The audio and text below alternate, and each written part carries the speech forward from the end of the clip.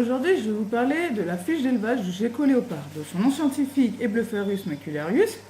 Il est originaire du Pakistan, en passant par le nord-ouest de l'Inde, l'est de l'Iran et l'Afghanistan.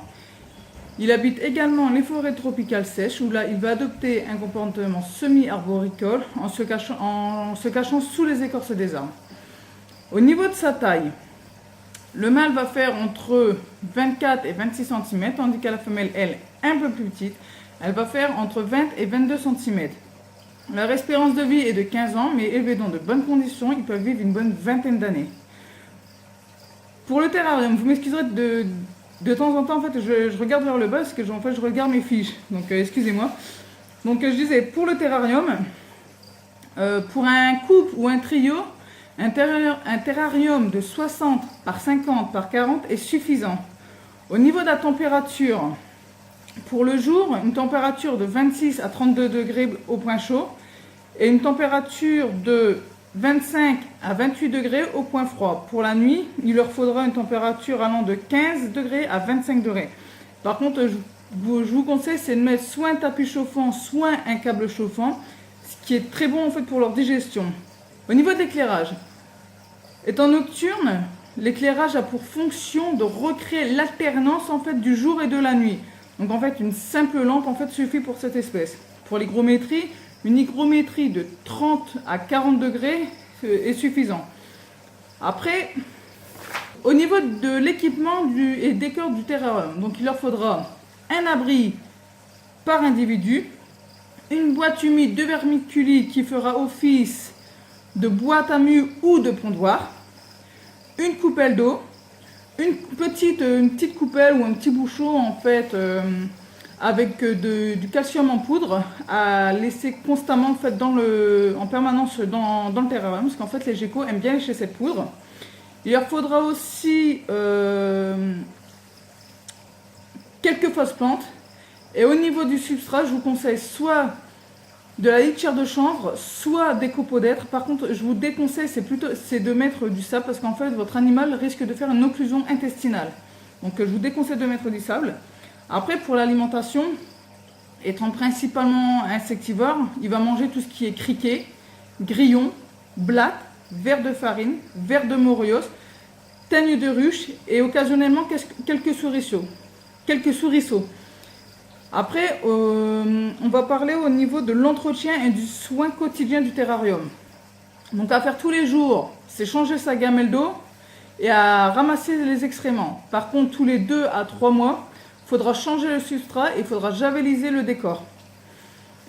Au niveau de la reproduction, donc les mâles sont sexuellement matures vers l'âge de 1 an. Par contre, pour les femelles, on va parler plus de masse corporelle, donc il est préférable qu'elles aient une masse corporelle de 45 grammes et 12 cm.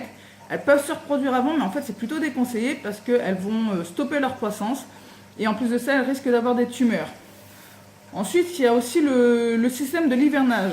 Donc pour l'hivernage, on va varier la photopériode de 14 heures en été et de 8 heures en hiver, tout en augmentant ou en diminuant en fait la durée de l'éclairage de 30 minutes par semaine ou 5 minutes par jour. Durant les mois de décembre à janvier, on va éteindre le chauffage et l'éclairage du terrarium, comme ça les animaux seront à température ambiante de la pièce, c'est-à-dire entre 18 et 22 degrés la journée et entre 12 et 16 degrés au niveau de la nuit. 15 jours avant de commencer ce processus, il faudra impérativement arrêter d'alimenter les animaux pour qu'ils puissent vider totalement leur intestin avant d'éteindre le chauffage. Fin du mois de janvier, on va commencer à rallumer le chauffage et l'éclairage en augmentant progressivement la photopériode. Et on pourra commencer à réalimenter les animaux. Après, au niveau de l'accouplement, donc la saison de reproduction se fait vers février-mars. Le mâle va pourchasser la femelle tout en faisant vibrer sa queue et en frottant ses pores préanaux en fait sur le sol. Il va aussi tenter d'immobiliser la femelle en fait en essayant de lui mordre au niveau de la nuque. L'accouplement se fait entre 2 et 3 minutes environ. Et une fois accouplé, en fait, ça va être la toilette méticuleuse pour chacun des individus. Après, par rapport à la ponte, elle va faire 2 œufs par ponte, voire un œuf, ça arrive qu'elle fait qu'un œuf, donc elle va faire 2 œufs par ponte. À savoir, la femelle garde le sperme du mâle pendant 4 à 7 mois environ. Donc durant cette période, plusieurs pontes peuvent se succéder. Excusez-moi. Ensuite, une fois que la femelle aura pondu ses œufs, on va retirer les œufs méticuleusement en fait, de la vermiculite.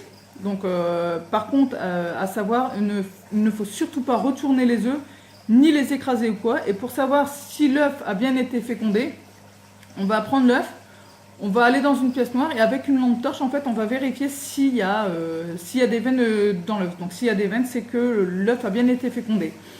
Ensuite, pour l'incubation, donc au niveau de l'incubation, si vous voulez que des femelles, il faudra avoir une température allant de 26 à 28 degrés pour une période de 55 à 65 jours.